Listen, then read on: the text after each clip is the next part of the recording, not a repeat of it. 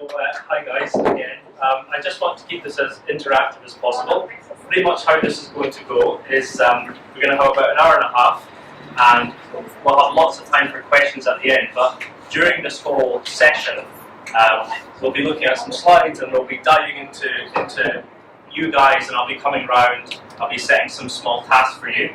And the whole idea behind this is like, learning is one thing, but putting things into practice, that's where you make the difference. So that's what I'm wanting. And speak up, ask questions, don't be shy. Really, there are no stupid questions, and I love talking about this field. Like, just to give you a quick background, Leadfeeder is a B2B SaaS startup. We're based here in Helsinki.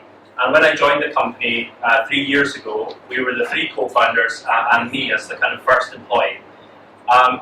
To give you some idea of the traction since then, we're now in about eight countries. We have people. We've gone from a team of 4 to a team of about 24.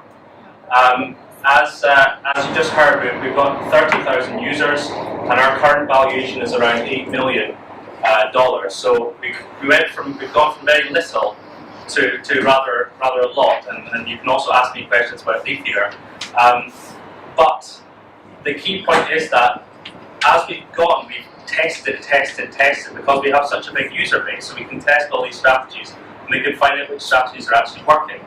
And these are the strategies I'm going to show you today. So the lessons we've learned, and many of them, importantly, you can do for free. So on no budget, you can actually drive traffic to your website. But let's just start with a 2-minute video about Leadfeeder, so you understand what is this company and who I am a bit more. Your company probably has a great website, but figuring out who's visiting can be like shooting in the dark. The truth is that only 2% of your website visitors leave their contact details. 98% continue onto your competitors without leaving a trace. Think of all those missed opportunities. Meanwhile, the sales team is cold contacting people who've never even heard of you. But now, all that's about to change. Leadfeeder is a simple B2B web tool that gives you real sales leads by showing you the companies that are visiting your website. Uninteresting visitors are automatically filtered out. Leadfeeder can show you leads in many ways. For example, by country, by industry, or by the web pages they visit. Or you can choose your own filters. Leadfeeder automatically sorts the leads for you by quality and delivers them to you without you even needing to do anything. Now you get great sales leads in your inbox and CRM, and you can concentrate on selling. That means the sales team know who to contact next and what buttons to push to close the deal. Bring your website visitors out of the shadows. Sign up now at leadfeeder.com.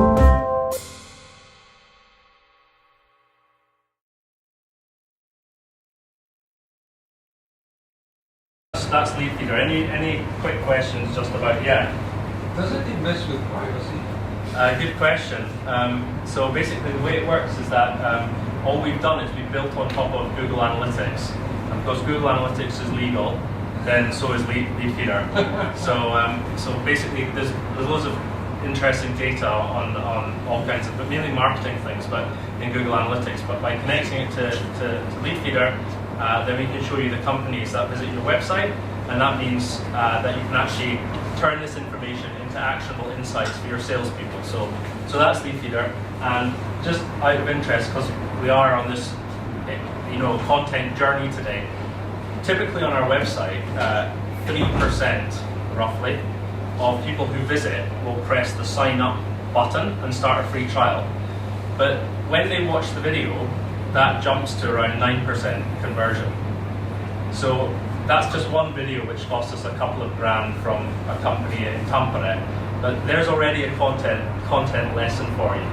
It's worth spending that money on a decent video, because it can jump your conversions, because people instantly get what your company does without having to read anything. So yeah. So just want to give, you probably want to kind of feel confident that I know what I'm talking about here. So I basically before I moved to Finland about 5 years ago. I'm from Scotland. Maybe some of you guessed by my accent. But for maybe the last 10 years in general, I've been working, living all over the world, and I've been a proofreader, copywriter, editor. But in the last 3 years ago, I joined Leadfeeder. So content's something I really enjoy. I enjoy writing and editing. I enjoy creating and seeing opportunities in the market, and also partnerships with other content providers. On top of this, though, we've gone from like very, very little in terms of teammates or company size, monthly recurring revenue. So nowadays we're bringing in actually about 105,000 US dollars every month. So that's people who pay subscriptions. And so we've learned a lot along the way. We have employees in about 8 to 10 different countries, and we have 24 of them roughly. So that's the background. This is a bit bullet pointy, and I know bullet point slides are generally frowned upon, but I wanted to get across to you today what the key things are, what our learnings are today. Okay, so really the main objective for me as head of content at Leadfeeder, so what I'm judged by is how many people we can get to visit our website. So that's the key thing, but not just that, it's how many people will sign up and try out our product or service in this case. So we want people to start the free trial on our website. So there's kind of like 3 main parts to strategy. There's a driving signups or driving traffic. There's a link building, because and this is to do with search engine optimization. And the third part, which I'm not going to look at today so much because of that we don't have enough time, but that's like content for customers, so showing customers how to better use the tool. I think for you guys, you're probably maybe not so much in a stage where you're needing to create content for customers, but rather looking for ways that you can have early and quick and easy and kind of hacky wins when it comes to content marketing. So that's where we're going to focus our energy today. So we're going to run through the top 5 points within driving signups. So PR hits, Quora. How we get slide? Yeah, and you can see the video as well. I'll send you the slides so you don't have to write stuff down. Good question. From that list, has anybody heard of, for example, Quora? Yeah. Okay, good. That's a few. And what about the third point on the list, inbound.org? Has anybody heard of that list? Maybe? Okay, good. Those are the. We'll come back to this. Okay, so I want to throw the ball out to you guys now, because this is not really just about me. So if you can't see at the back, it says, what are the business challenges you are facing that content marketing could solve? So you're probably all here today for a reason. Maybe some of you work in startups. Maybe some of you want to start a startup. Maybe some of you have a great idea. Or maybe some of you just want to grow your personal brand. And by growing your personal brand, you can attract employers. It's easier to get a job. People might come to you for consultancy or whatever it might be. That's why we're here. Well, I'm glad you realised that problem as well, because many people just spend thousands on a website. This is one of the biggest problems we see actually amongst B2B companies. When they don't have conversions, when they don't have website traffic, who do they blame? They blame the guy who designed the website, which is completely nonsense. Or people say, oh, we're not interested in our traffic just now because we're launching a new website. And actually that's the critical moment when you should be thinking about traffic, because you need to know what happens before you launch that website and afterwards. Because if your traffic's gone down like that, then you're being punished probably by Google for various search engine mistakes. Good, that's really interesting. So basically, I want to just briefly say what my biggest content headaches are. So although what we have is we understand in our company what works. We're keeping an eye on the metrics, and whenever you're starting a business and you have a website, the first thing you should do is have Google Analytics on your website, because if you don't have that, it's like you're wasting your time. You need to be able to measure where are your website visitors coming from? What things are you doing? What new things are you trying? What's driving you traffic? And all these, there's really important things. So, but the first point is Google Analytics. Now we're measuring, we understand what works. The problem that we find is that we just don't have enough hands and resources to actually be able to fulfill our strategy. So, for example, content writers, we don't have enough. There are many talented people in Finland who are looking for work, but it takes so much time for us to set up a jobs process and go through application. We haven't done it. Now we have financial resources, but we don't have the human resources in our team yet. So no, we don't have in-house video talent. So video is getting bigger and bigger and bigger in content marketing. And having somebody produce video like the video you saw at the start, somebody in-house, that would be really, really beneficial for us. And we could do, and the reason why that's important is because when you create content, you want to repurpose that content. So an example is that you write a 2,000 word article on something which is important for your customers. That's all fine, but that's words. Now what you can do next is you can turn that 2,000 word article into a video interview with the person who wrote it. You can turn that into an infographic. You can turn the main points of that into a slide share. So it's all about repurposing content and putting it on different channels. So if it sits on your blog, nobody will find it. But if you can repurpose it, then people will find your content. So, for example, infographic content. It'd be great to create more infographic content, but in our company at the moment, it's basically me, full-time head of content, kind of a freelancer in Greece, American guy who does some editing for us, so the English is kept at a good level, and then one Finnish kind of analytics marketing wizard who does analytics mainly, but also helps me with content. So, yeah, so the challenge at the moment is resources. But here's the main thing. So, the kind of, yeah. That's your company. Yeah. But you basically provide some analytics. Mm-hmm.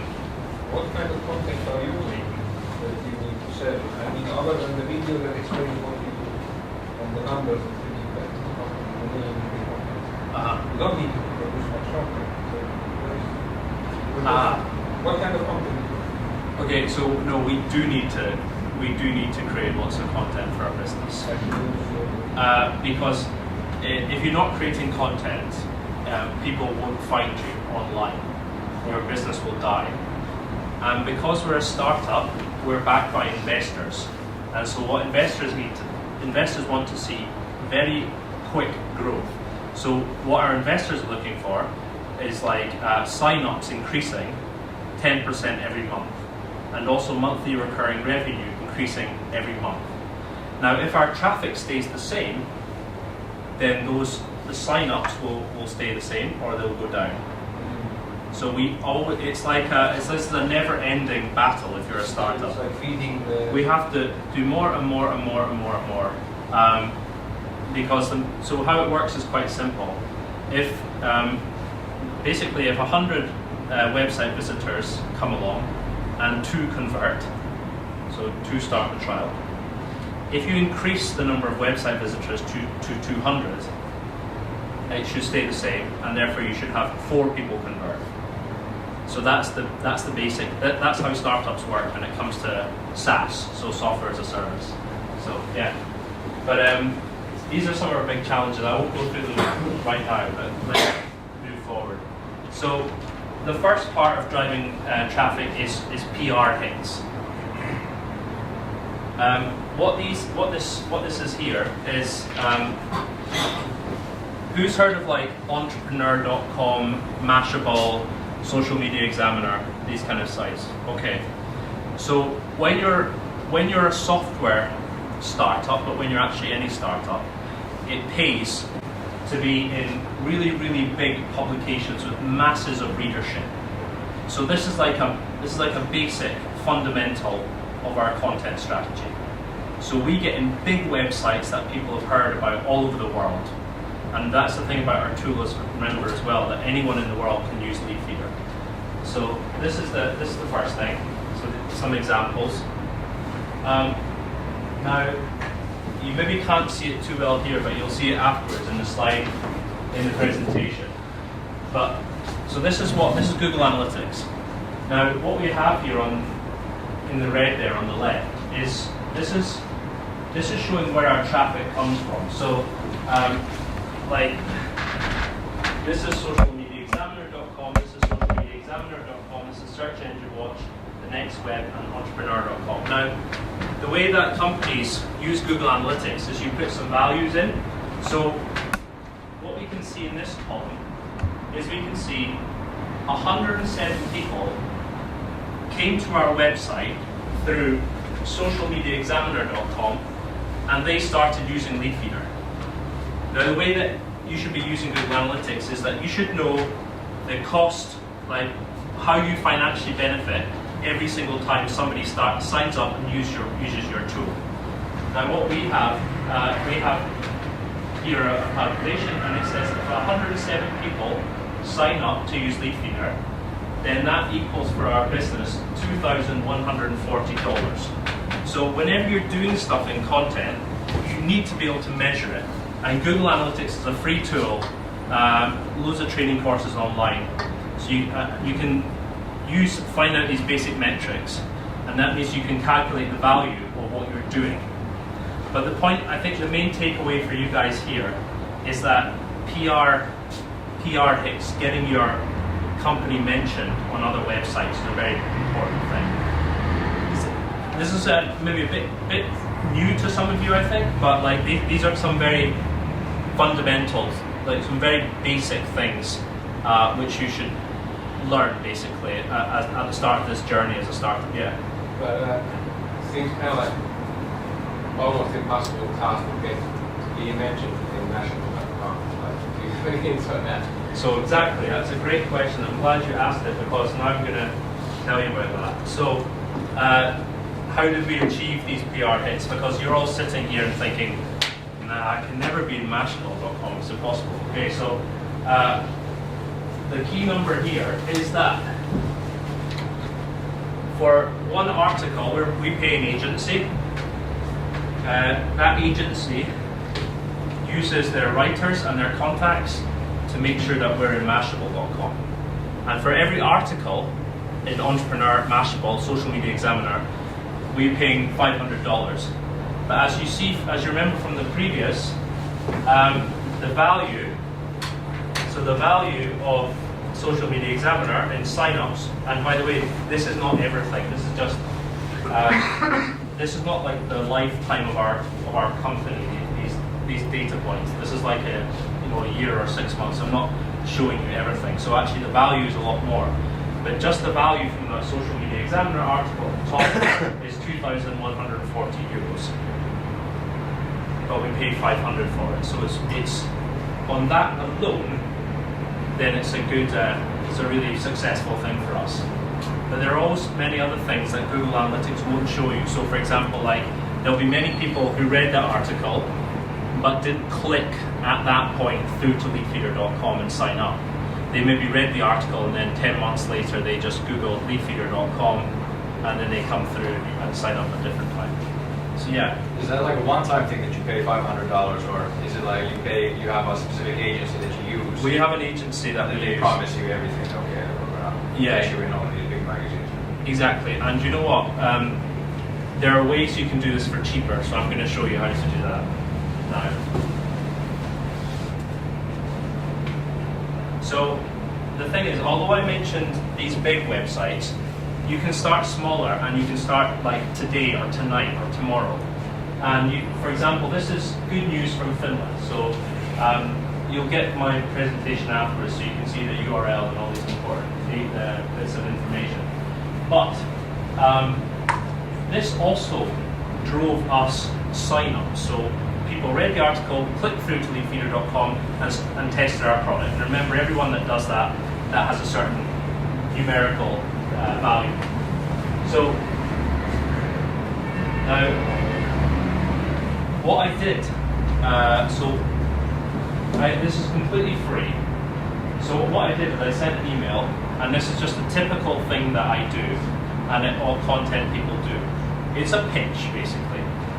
Now, the key thing here is, so what I said, and for all you foreigners here, this is really valuable to know. Finnish media love stories which showcase foreigners helping to build Finland, right? Always remember that, because that will never change what happens. So my point here was, and this was the reason the story ran. I said there's an Erasmus and International Finland element to our story. Two of our teams studied here in Helsinki on Erasmus and stayed on because of the opportunities presented by the startup ecosystem, so like this. Plus, we fell in love with Finns. So basically, we came here and we fell in love with Finns, and we came here originally because of studies. And so Good News Finland published a story, and we got publicity, and people came and started using Leadfeeder because they heard about us. And this was for free, and you just you could do this over and over again. Okay, so what I want us to do here is, the key point when it came to that email I sent was I was saying, why is Leadfeeder different? Or why is our story unique? And that's always really important when you pitch to anyone, but especially journalists. You have to be able to say, why are you different?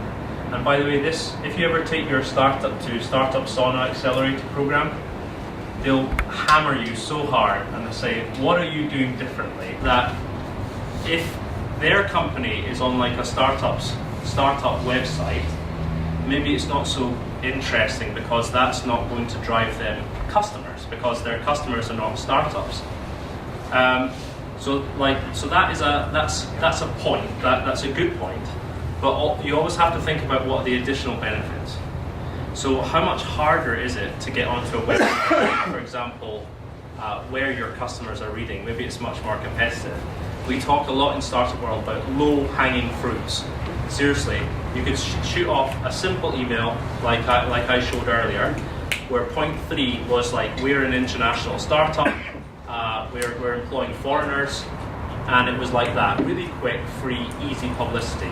But of course, like, it's just part of the game. So the part of the game is like also getting on websites where your customers are reading, and that's also really important. So for publicity purposes though, these ones are great. So try any of these.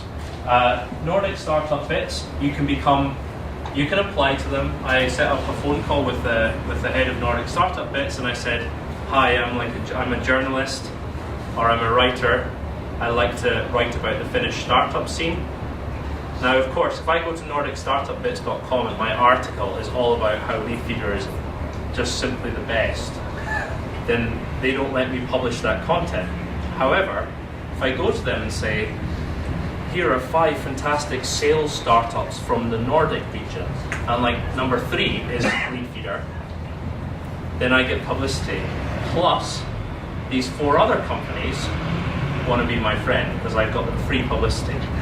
So this is also another way to build network, and if you're choosing tools which don't compete with you, this is also a very, very smart tactic. So these are the tools, they hear about you, you benefit one another, and maybe if we're complementing each other, they tell their customers about Leadfeeder. So Nordic Startup Bits, definitely worth checking out. Good News Finland was my previous example. Again, really, really go for the line that you should be hitting hard on is like, we're an international startup or something. Startup Sauna is the accelerator program. The trouble that everybody has in content is you don't have enough resources to keep your blog going and having good content. So people always accept guest blog posts. So, for example, I've got this deal with Startup Sauna that I write 4 pieces of content in the next year. And of course, in every single piece of content, I'm going to provide value for the readers, but I'm also going to mention Leadfeeder. So they get free content and we get free publicity. And these are from a kind of PR perspective, but it's also worth to consider, like, when you get a bit further on in this content journey, and you know a bit more about search engine optimization and domain authority, then you'll see that there's other benefits to this, not just publicity, but also like search engine optimization benefits. And eustartups.com is another one. You can apply to become a startup writer. So if you're coming to these events, maybe for example, you could even write to the bottom one, EU Startups, and say, I've been a part of School of Startups, and these are the 5 best workshops I went to, or something. And then at the bottom, your little credit, your bio would say, Bob Little works for biscuitfinland.fee or whatever, and so then you have a link to your site and a little publicity. So it's these things anyone could do, and they're free. So, did anybody have any other ideas here? That maybe you guys are you first. Business Insider Nordics. That's going to be tough. Yeah. Did everybody hear that? So Business Insider Nordics. BusinessInsider.com is it's kind of where you want to be if you're a startup or anyone.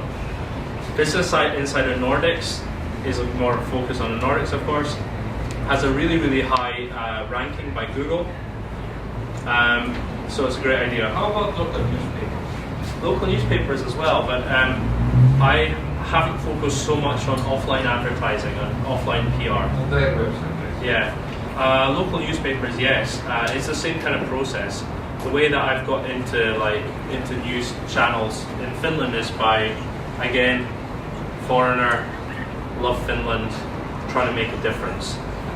And Finns like it. It's a good news story. It makes people happy. And I'd be like, I love Finns because or I love Finland because it's full of Finns. And everyone's like, oh. So it's just a recipe you should repeat over and over. So yeah, Business Insider Nordic. You guys, did you have some? Nothing in particular, actually, just pretty much the same that we were discussing. We also have the same approach as you guys, because we have Finnish founders and Vietnamese founders, so we're kind of also international.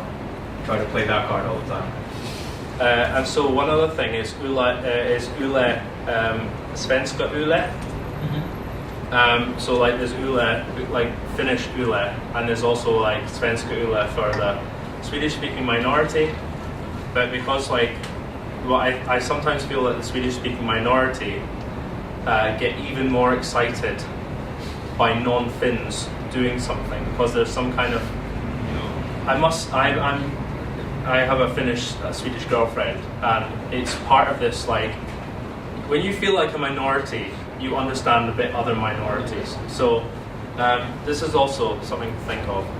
And just a little tip for you, when you want service in Finland, say like BR has like a Finnish phone line and a Swedish phone line. Phone up the Swedish one, and then say like "Talar du engelska?" Do you speak English? And then you'll get really great service in English, much quicker than you do if you phone the Finnish line. It's genius in a way. Well, that's a side thing. Okay, so that's the first thing, PR. So next is Quora. So what we have here is another view from Google Analytics, and what we're looking at is the websites that drive us the most traffic. And for this time period, which is like 6 months or a year or something, Quora, so Quora, it's driven us 40 signups. Completely free, absolutely free. And we haven't even put that much work there. So I can't stress this enough, and we're going to do this right now. You want to get on Quora. It's not, Twitter's full of spam and like angry trolls. Quora is like a place where people look for answers to specific questions.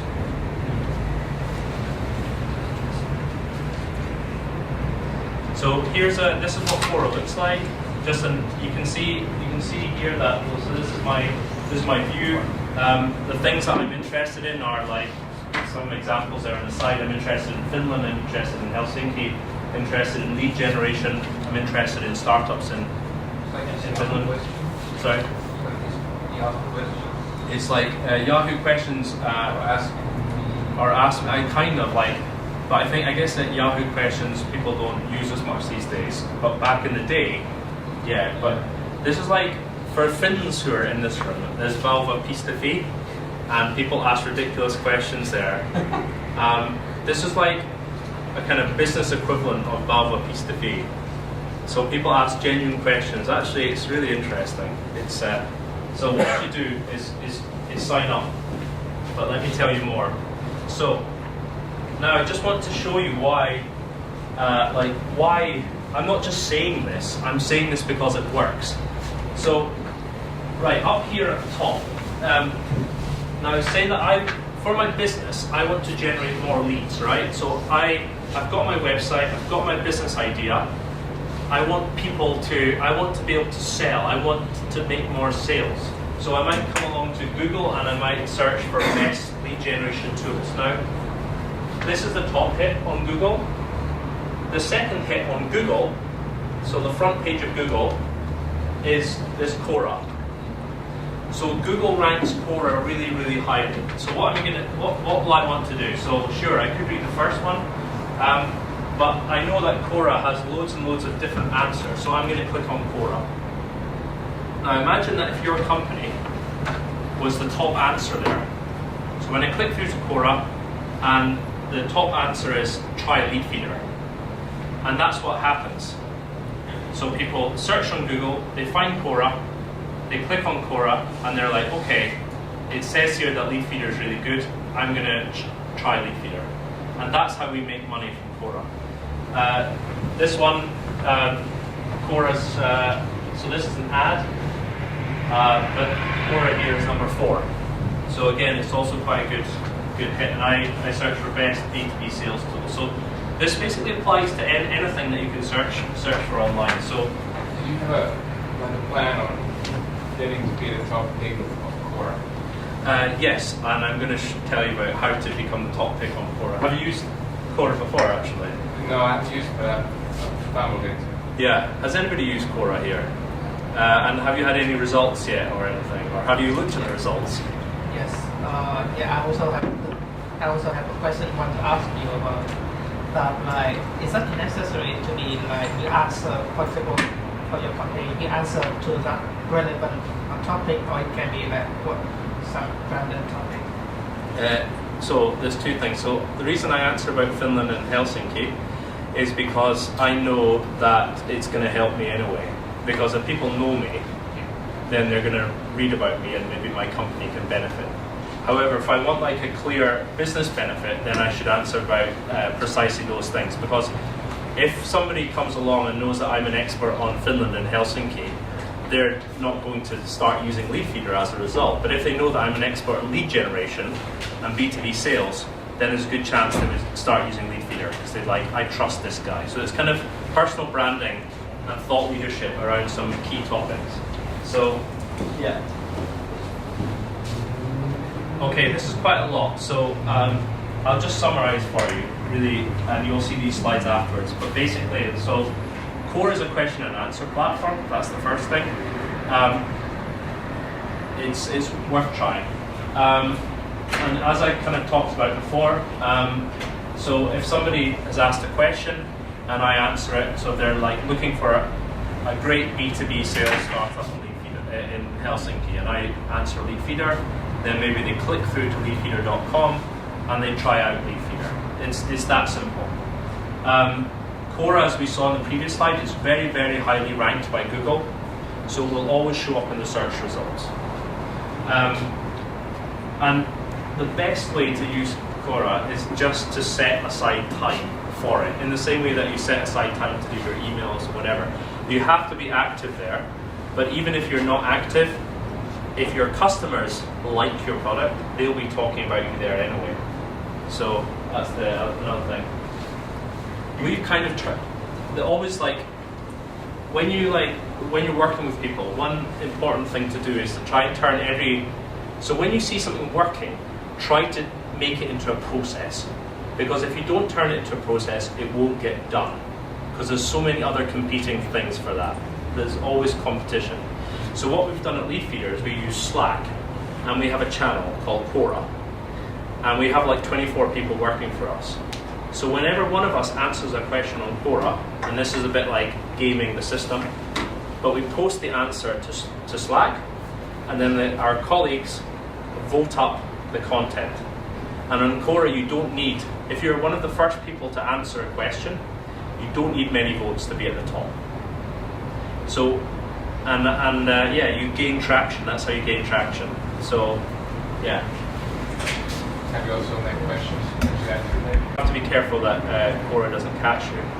You can ask questions anonymously using the keywords that people would use to search for your business. So if in your case, maybe if people are searching for tasty biscuits in Finland, right?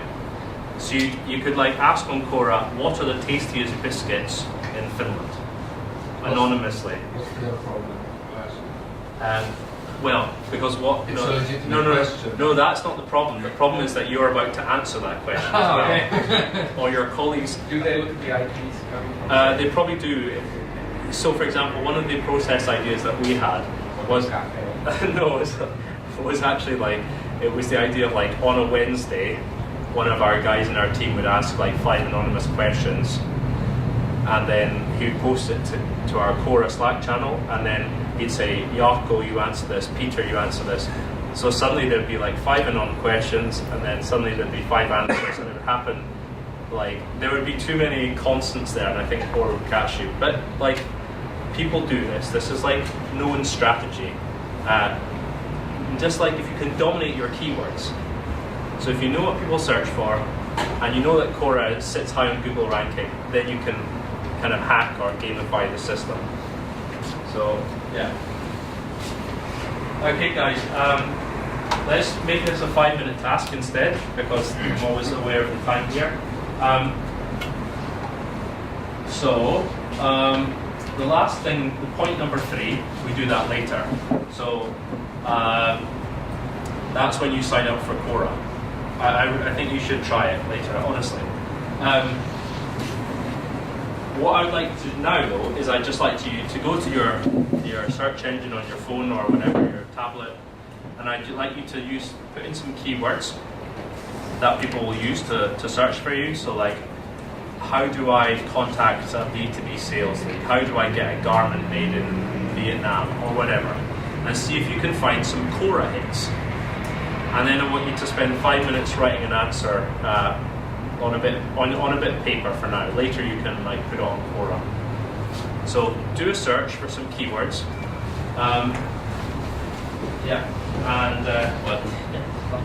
On Google, and then see if you find a Quora answer, and then prepare the answer to that question, and then later you can post it on Quora.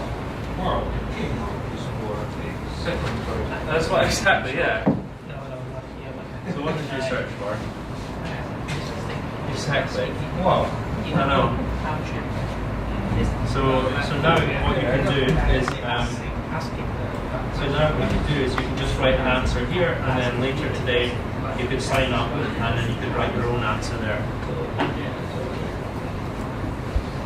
It's very often that it comes out like on top. I can't remember, but like even like me, I'm like a part-time user because I was always struggling for time, and my answer views are like insane. And if you write a good answer to something, Quora told me that one of my answers had gone in their email news digest to 20,000 people. 20,000 people. And the thing about Quora, when you get a Quora email digest, they're really interesting stuff. You actually, and I always click. There's one of the few email newsletters I actually click to open and then click through. So I think you've done some good work. Like it looks like you're all searching for stuff. So let's come back. Like in this kind of relationship that we began today. Like I live in centre of Helsinki and work in the centre of Helsinki, and I can help you guys. And I've got some other strategies that I will share with you about using Quora. But I like that. It was good. And also I liked your excitement when you found out the keywords he searched for. Quora hit number 2. You, on the other hand, he found no Quora hits. So it made me a bit sad. But then at the same time, there's an opportunity there, isn't there? Because it means that nobody has covered this question on Quora. So if you can be the first one. Same thing with that. Same thing with that. So yeah, so as I said, contact me after this. So like, you guys don't have profiles just now, so create profile, answer questions and always create value, but and don't self-promote. So what these guys did was actually clever because they provided value, and of course at the bottom they mentioned their own company, and we were just saying actually that now that that's had so many views, what they could do is they could edit this article and put their own domain right to the top of the answer. Maybe we see even more traffic. So that's the first thing. Always monitor with Google Analytics, but you can also do it with like a with no Google Analytics, using a free WordPress hosted website. So like, peterseenan.wordpress.com, completely free. You can also see in WordPress Analytics where your traffic from Core is coming from, so you don't even need to have a proper website and Google Analytics. So that's really the key thing. So see where the traffic is coming from and see which is bringing the conversions, if you've got conversions set up with Google Analytics.